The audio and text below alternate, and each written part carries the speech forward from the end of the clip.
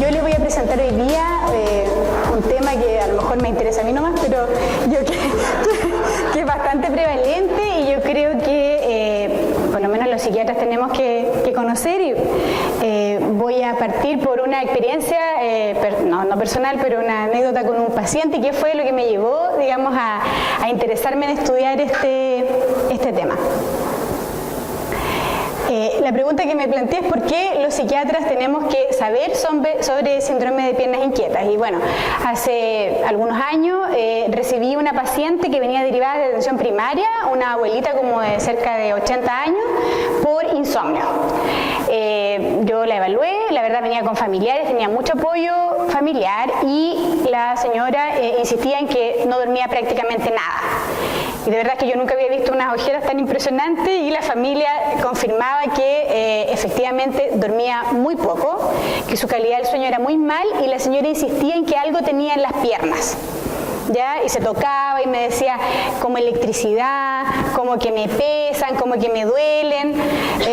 Entonces yo lo primero que hice fue dejarle quetiapina para dormir, ¿cierto? Por la edad y todo. Volvió a las 2 semanas y estaba peor. Ya, peor y mucho más angustiada. Entonces, dada la angustia y además tenía el ánimo un poco bajo, yo no encontré nada mejor que dejarle sertralina.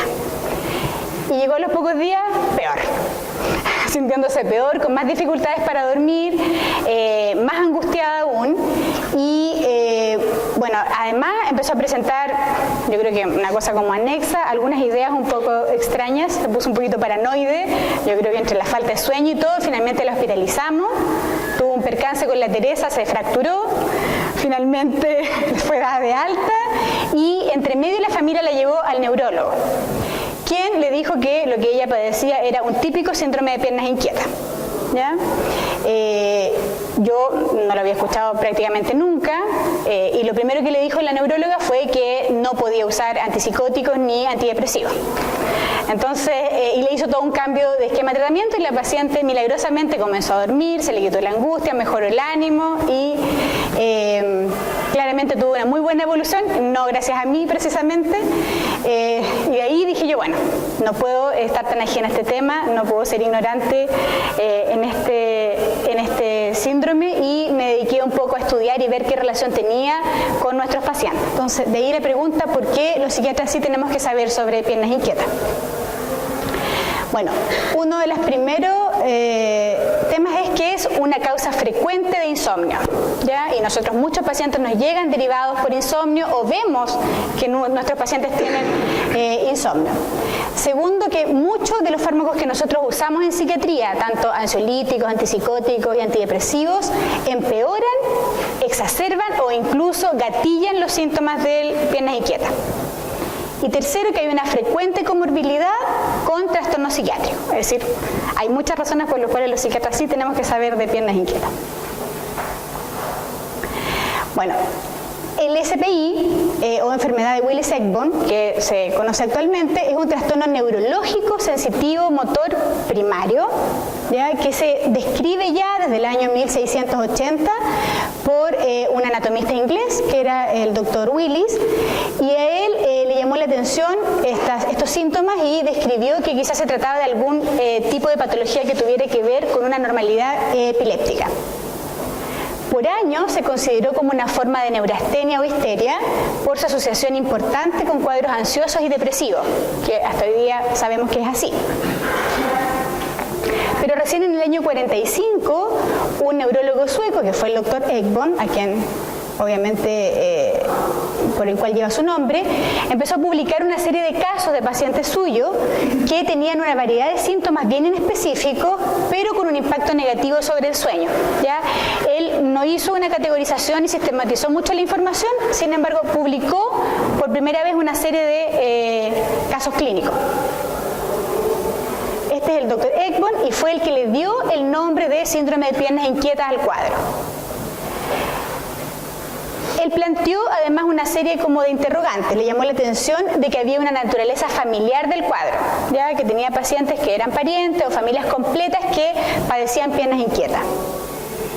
También encontró que había una asociación con el embarazo, ya evidentemente más frecuente en mujeres y además embarazadas.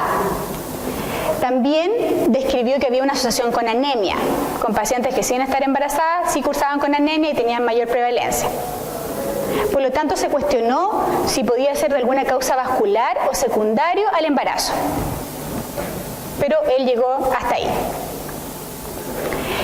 Recién en el año 90 surgen los primeros criterios operacionales de mano de la Asociación Americana de Trastornos del Sueño, ¿ya?, que lo incluye en su clasificación internacional de trastornos del sueño. En el año 95 se conforma el primer grupo de estudio de SPI internacional y ellos son los primeros que llegan a consenso con 4 criterios diagnósticos que vamos a ver más adelante. El 2013, el DSM-5 de la Asociación Americana de Psiquiatría lo separa de las disomnias y categoriza, digamos, los criterios. Y el año 2014 recién se agrega un 5.º criterio para aumentar la validez diagnóstica. La epidemiología, para que vean ustedes que es bastante frecuente, se describen prevalencias en Europa y Estados Unidos de alrededor de entre un 5 y un 15% de población general. Se sabe que hay mayor prevalencia en países de África y en países hispánicos. En el año 2004 se hizo un gran estudio que abarcó cerca de 23.000 sujetos entre Estados Unidos y países europeos, que encontraron que un 11,1% de la población tenía algún grado de síntomas.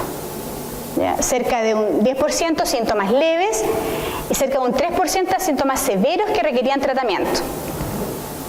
Se replica el estudio al año siguiente con 15.000 sujetos más y las cifras son relativamente parecidas, o sea, una prevalencia general de 7,2 y también cerca de 3% de síntomas graves severos con una frecuencia de 2 o más veces por semana.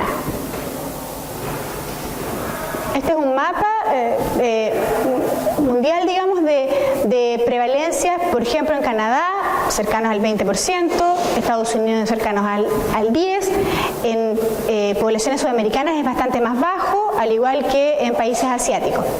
Argentina, que tiene mucha ascendencia europea, tiene cifras cercanas a lo que se ve en Europa.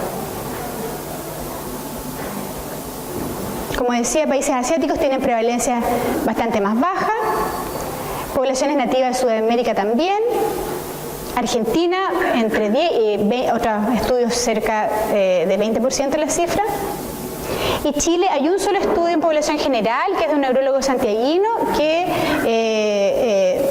digamos, describe más o menos un 13% en población general, que igual es altísimo.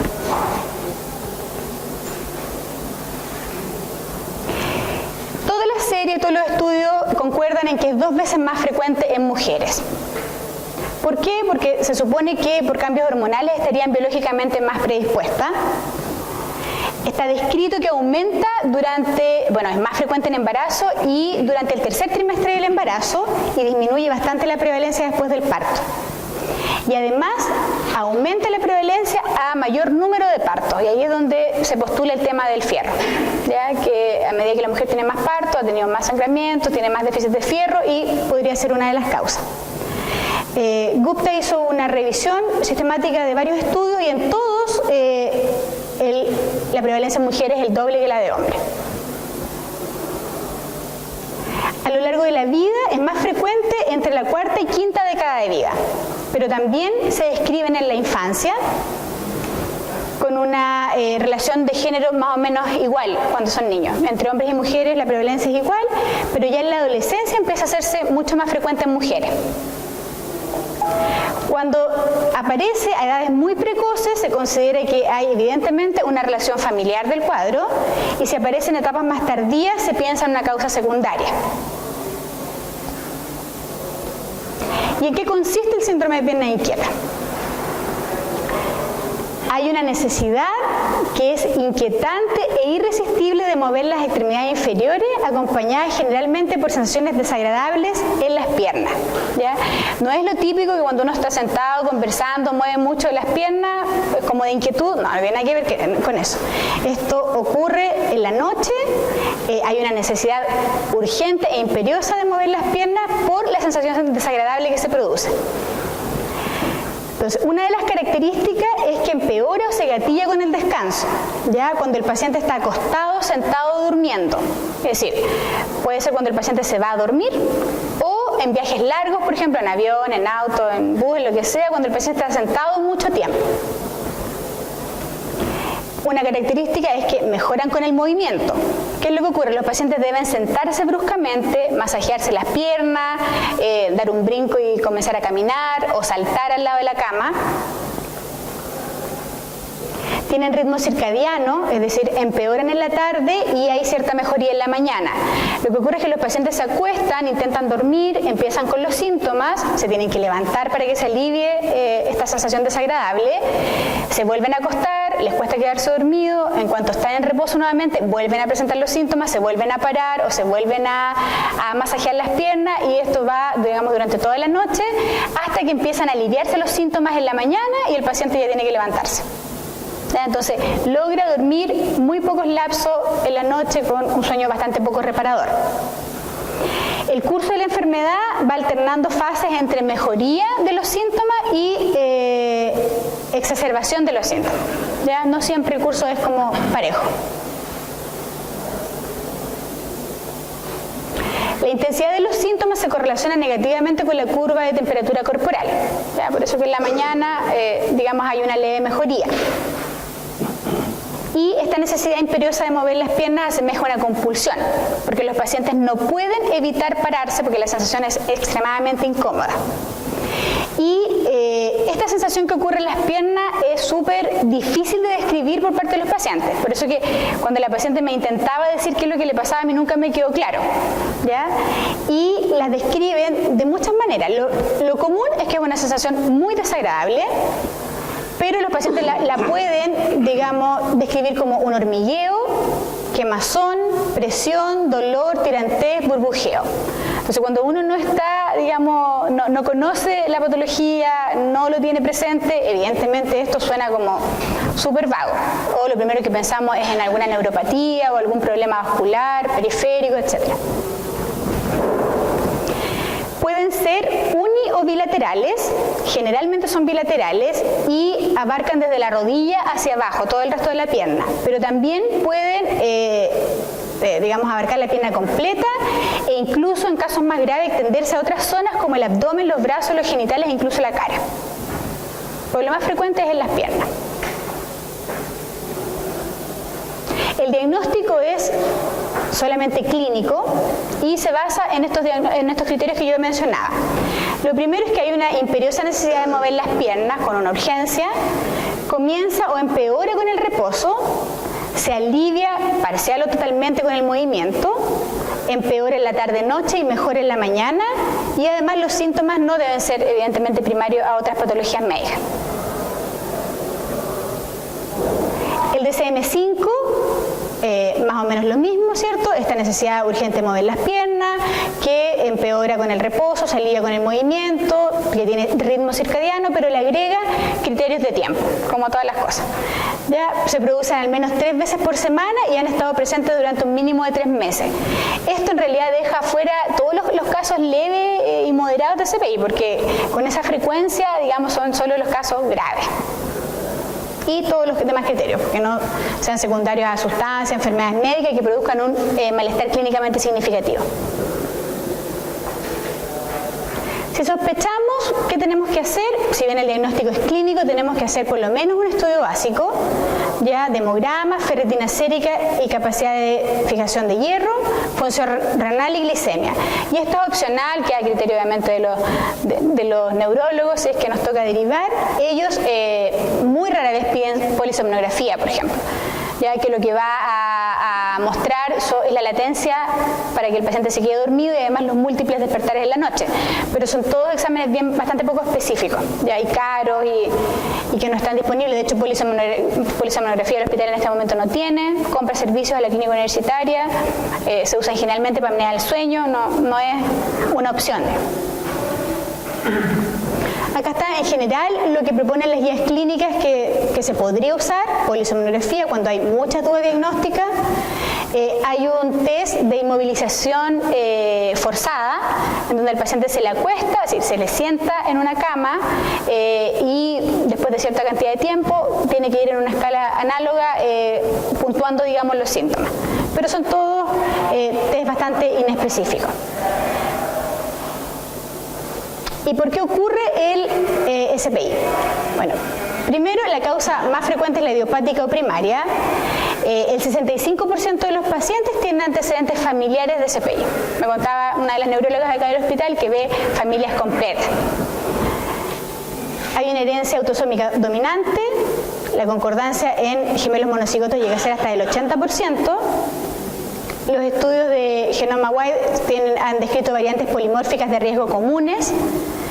Hasta este año se han descrito 19 loci de riesgo. Y el más importante, o el factor de riesgo más potente, es la presencia del MEIS1, que es uno de los loci de riesgo que se ha descrito, que tiene que ver con un factor de transcripción que regula importantes procesos biológicos en edades tempranas. Por lo tanto, hoy día se considera el SPI una enfermedad del neurodesarrollo. Y no se ha explorado el terreno de la epigenética hasta ahora, no hay estudios al respecto. Aquí solo para que conozcan los loci que se han descrito, lo más importante, ahí está el MEIS1. Entonces, ¿qué es lo que ocurre? ¿Cómo se generan los síntomas? Está entonces esta carga genética, que lo que conlleva es una disfunción en el transporte de hierro, pero a nivel cerebral, ya no a nivel periférico, que trae consigo una disfunción dopaminérgica, porque el metabolismo del hierro está muy ligado al metabolismo dopaminérgico, y finalmente es la causante de los síntomas, de las alteraciones de la función de las vías sensitivas medulares, y hay una hiperexcitabilidad de la motora medular, ¿ya? Y como todas nuestras patologías y nuestros medicamentos que usamos tienen que ver con el metabolismo de la dopamina, es ahí que aumentamos, exacerbamos síntomas, incluso provocamos sintomatología con lo que hacemos. Están las formas secundarias también, que son, digamos, a deficiencia de hierro, puede ser a diabetes, embarazo, neuropatía, etc. Y, importante, al uso de antipsicóticos y antidepresivos. Se sabe que hay algunos fármacos que pueden exacerbar síntomas, y ahí, ¿qué es lo que a nosotros nos importa? Antipilépticos, antihistamínicos y fenotiazina, antipsicóticos atípicos y antidepresivos. ¿Qué se sabe de la asociación del SPI con antidepresivos? Bueno, las veces que se lo planteó a algunos neurólogos es como, no, cruz absolutamente los antidepresivos, más o menos que ustedes son los causantes de que los pacientes tengan tantos síntomas.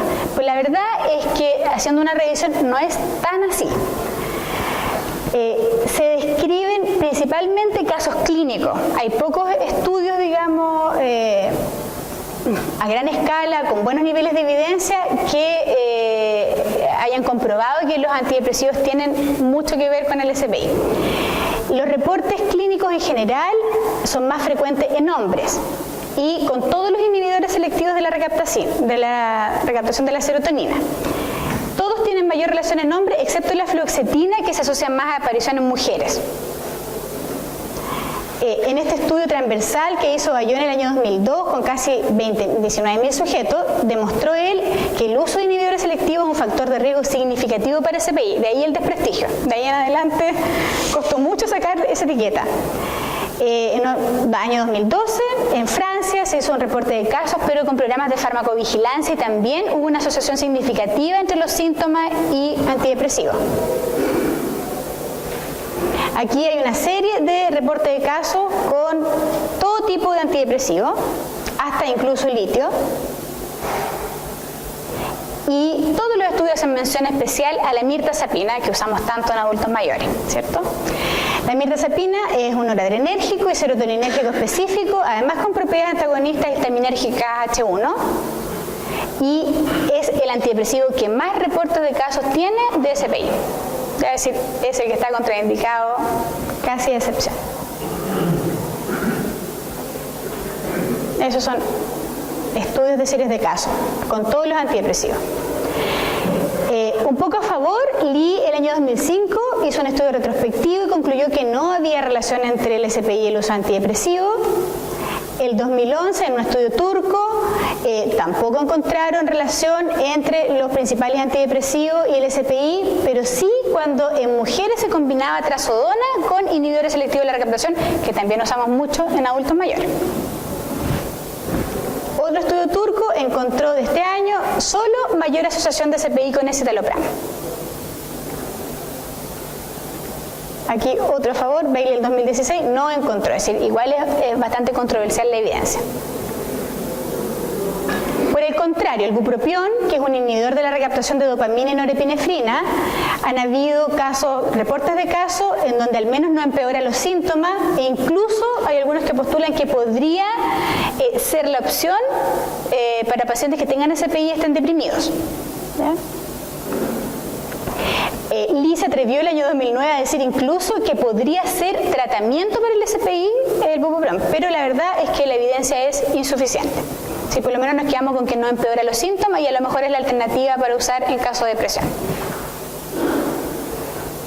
Con los antipsicóticos no hay hay solo reportes de casos y con todo tipo de antipsicóticos. Aquí vemos con aripiprazol, con olanzapina hay muchos, con olanzapina,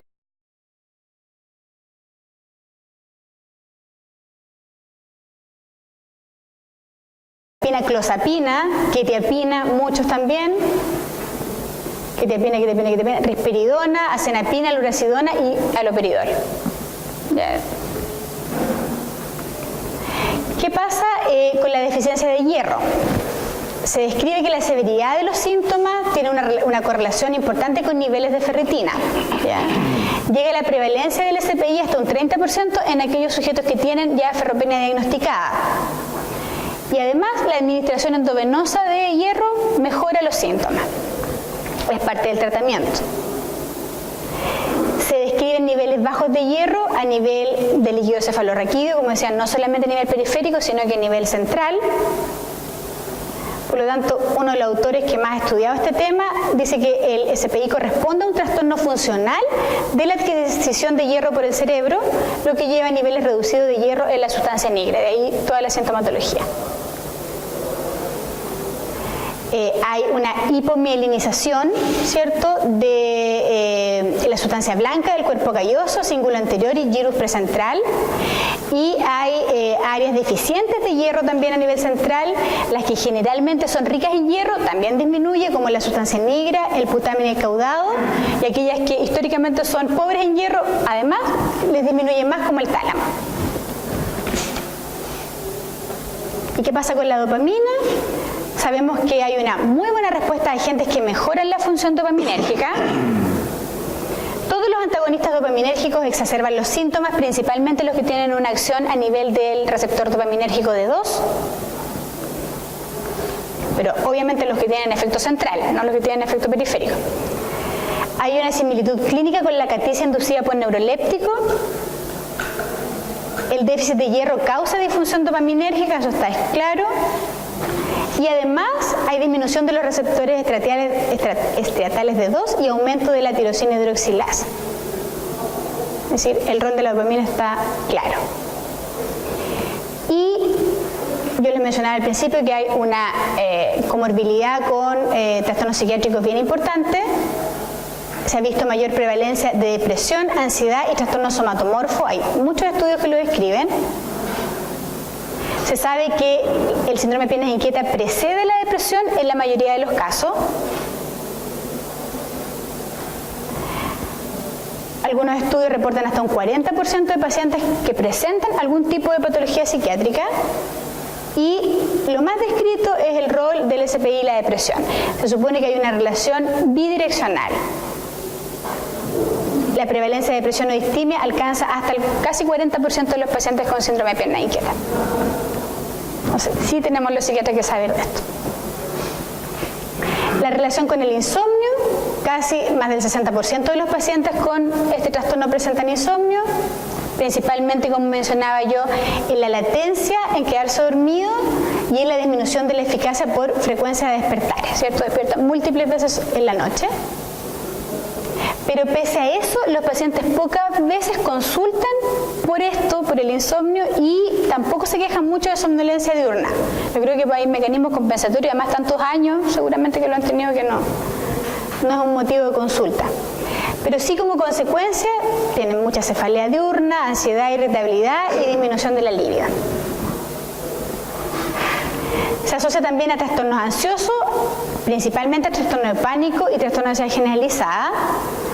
Hay mayores tasas de aislamiento social, de trastorno de control de impulsos, principalmente onicofagia, actividad física menos frecuente, disminuye la calidad de vida y hay niveles más altos de deterioro.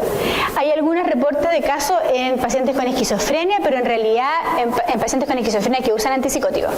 Entonces se relaciona más al uso del fármaco que la enfermedad misma. Hay varios estudios que han evaluado calidad de vida en estos pacientes y claramente hay una función física futura deteriorada. Hay un deterioro de la salud física, en la percepción de salud física y de funcionamiento social. Hay un impacto en la vitalidad, energía, problemas laborales, principalmente asociados al mal dormir. ¿Ya? Y se ha descrito que afecta más la calidad de vida que otras comorbilidades o enfermedades médicas. Tiene una alta asociación con déficit atencional, es mayor que en controles.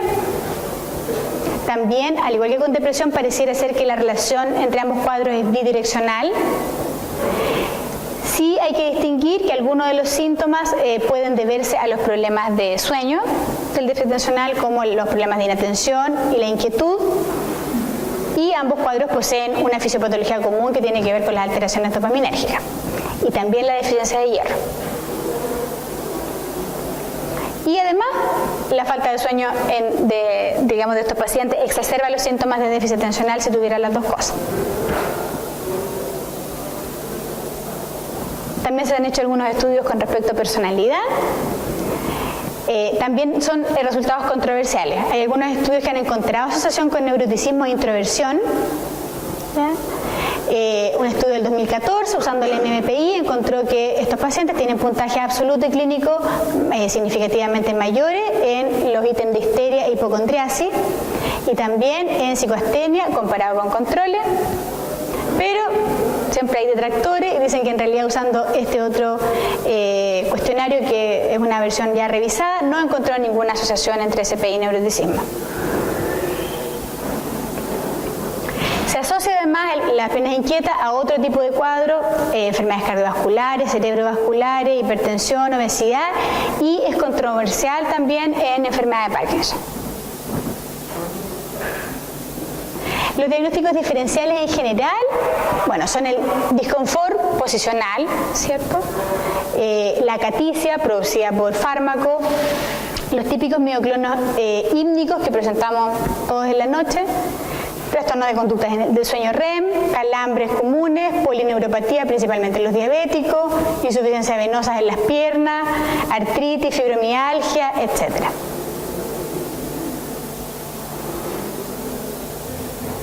Instrumentos. De acuerdo a los criterios diagnósticos, este es el instrumento de pesquisa más usado, ¿ya? Que son 4 preguntas básicas.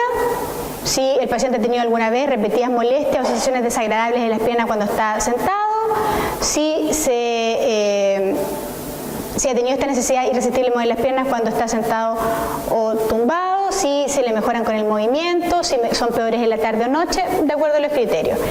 Y se suman algunos otros, por ejemplo, con la frecuencia, qué tan molestos son los síntomas y con qué frecuencia además duerme mal. ¿Ya? Este instrumento no está validado en Chile, no se ha usado nunca.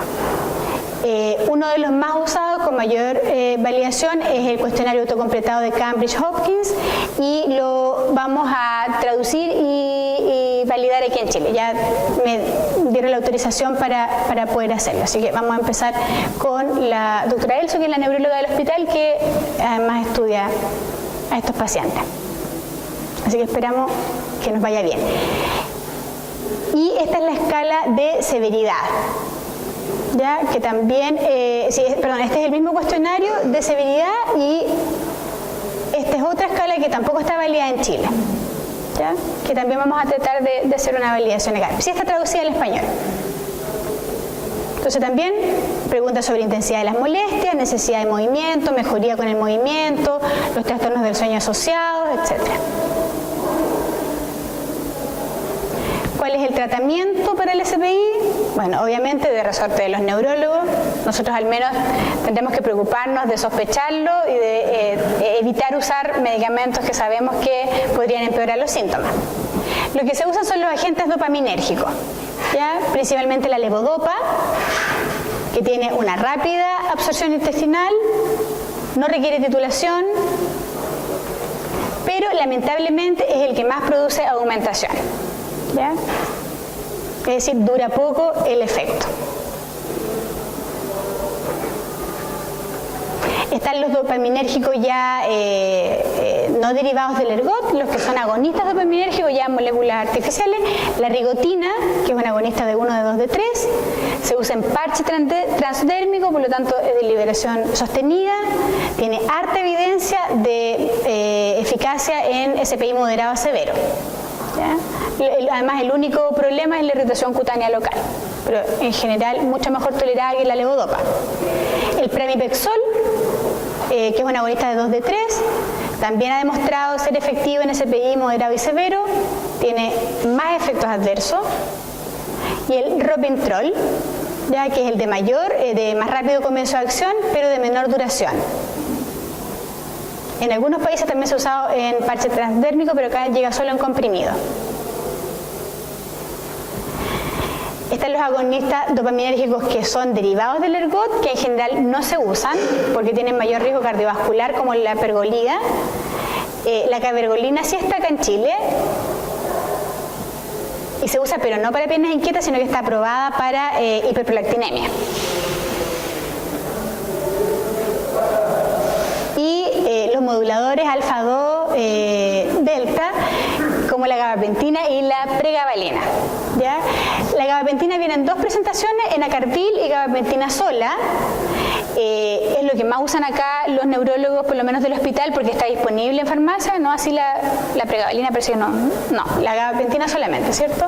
Pero lamentablemente tiene un mecanismo de absorción saturable, a mayor dosis su biodisponibilidad es menor. Se usan dosis altas de 1200 miligramos y los efectos adversos son dosis dependientes. Ya, principalmente en adultos mayores lo que más da es somnolencia.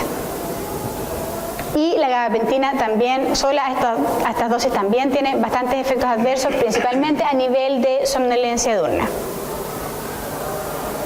Esto para que nos acordamos la diferencia, porque la mayoría de estos fármacos lo que producen no es tolerancia, sino que aumentación.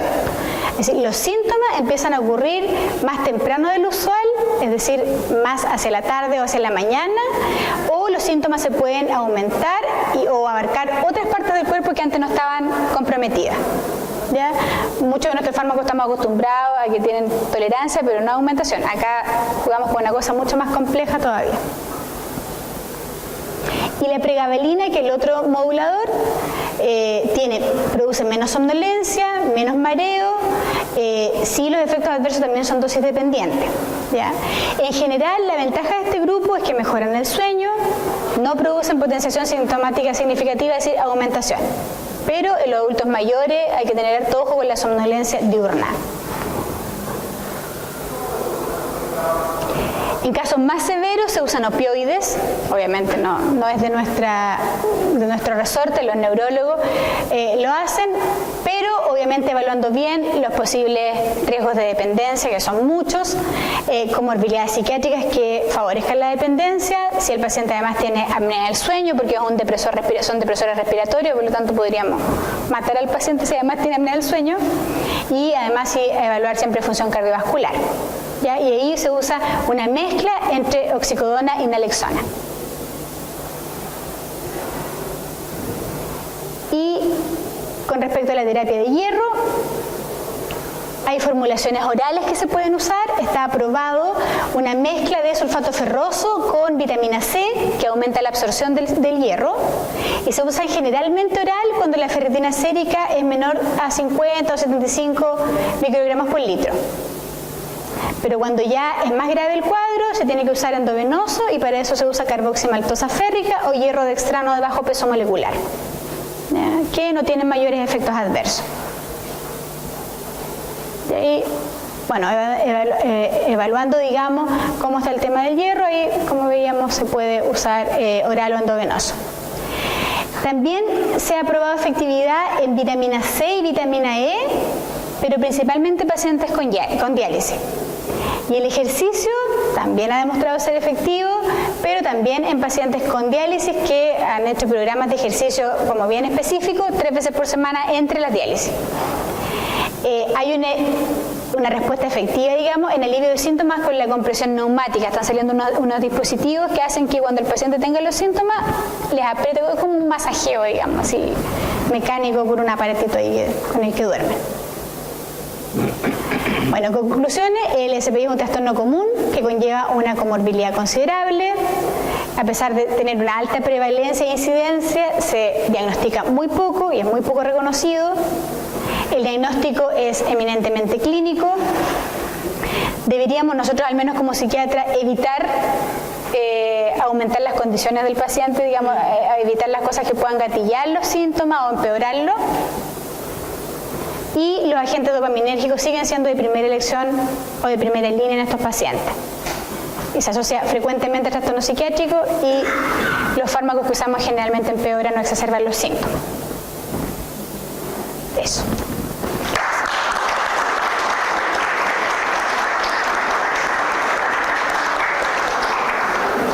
Muy bien, muchas gracias por una muy interesante presentación sobre un tema que efectivamente no parece que está muy en el consciente inmediato de cada uno de nosotros, a pesar de esas cifras de prevalencia que me da la impresión que tienen que ver fundamentalmente con lo que desde una perspectiva epidemiológica uno llama la discapacidad, es decir, la sintomatología efectivamente puede estar presente en ese 20% más, pero que el sujeto lo defina como una limitación que requiere algún tipo de intervención es donde yo creo que hay que poner el corte, y ahí ya pasamos a un porcentaje menos espectacular, y a lo mejor eso se asocia con la baja consulta, que es un poco lo que yo creo que hace que sepamos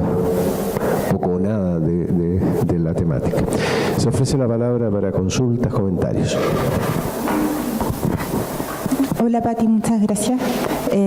Me llama la atención porque lo que uno siempre leía como tratamiento del síndrome de piernas inquietas era clonazepam, o por lo menos benzodiazepina, y veo que eso al parecer ha cambiado mucho, porque en tu presentación veo que el tratamiento de primera línea vendría siendo otro. Y mi otra consulta es en la embarazada, veo que es algo muy prevalente, y quisiera saber si hay como algún algoritmo o alguna recomendación específica para la embarazada, ya que imagino que debe ser algún... En embarazada lo que se usa es carbidopa, levodopa, y en posparto para lactancia se prefiere usar la pregabalina. Y efectivamente las benzodiazepinas no tienen ninguna evidencia, no hay ningún estudio de nivel 1 que avale, digamos, su uso. Todo lo contrario, habían algunos estudios que lo que decían era que empeoraba la sintomatología. Así que no hay evidencia hoy día que sirva la benzodiazepina. Sí, ofrecía la palabra.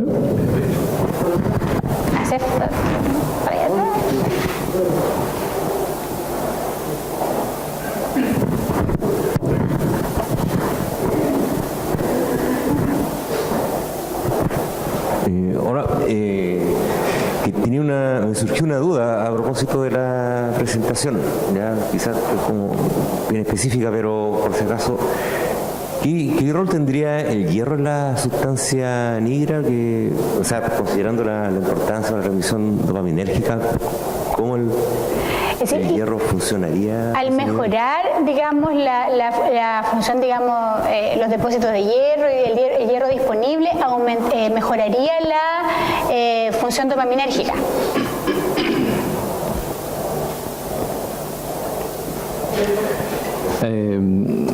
Primero, felicitaciones por la presentación, me parece un tema muy interesante. Quisiera un poco tu consejo práctico después de haber revisado el tema, de qué aconsejarías tú hacer en un paciente que nos consulta a nosotros por primera vez, a psiquiatra, y que uno sabe, si ya hace el diagnóstico de que tiene que ir al neurólogo, pero ya viene por insomnio. Y las horas de interconsulta en neurología son largas, o sea, estamos hablando de meses. ¿Qué crees tú que podríamos hacer en ese espacio de tiempo en que el paciente va a estar en el limbo? Es complejo porque todos los medicamentos que frecuentemente usamos para el tratamiento del insomnio se describe que exacerban los síntomas. No hay evidencia de que los hipnóticos no benzodiazepínicos empeoren los síntomas, así que podría ser una alternativa. Pero claramente no podemos usar ni trazodona, ni mirtazapina, ni antipsicótico atípico en dosis baja, entonces, ni benzodiazepina. Es decir, lo que nos queda podría ser usar algún modulador, pregabalina por ejemplo, o gabapentina, aprovechando su efecto sedativo. Sí, pero gabapentina hay en el arsenal del hospital. Y la otra opción sería usar un hipnótico no benzodiazepínico que sabemos por lo menos que no empeora la sintomatología. Pero no hay mucha otra opción. La higiene del sueño. ¿Alguna otra consulta o comentario? Muy bien. Les voy a pedir, aprovechando el tiempo, 2 minutos luego de este aplauso final para la presentación de la doctora. Gracias.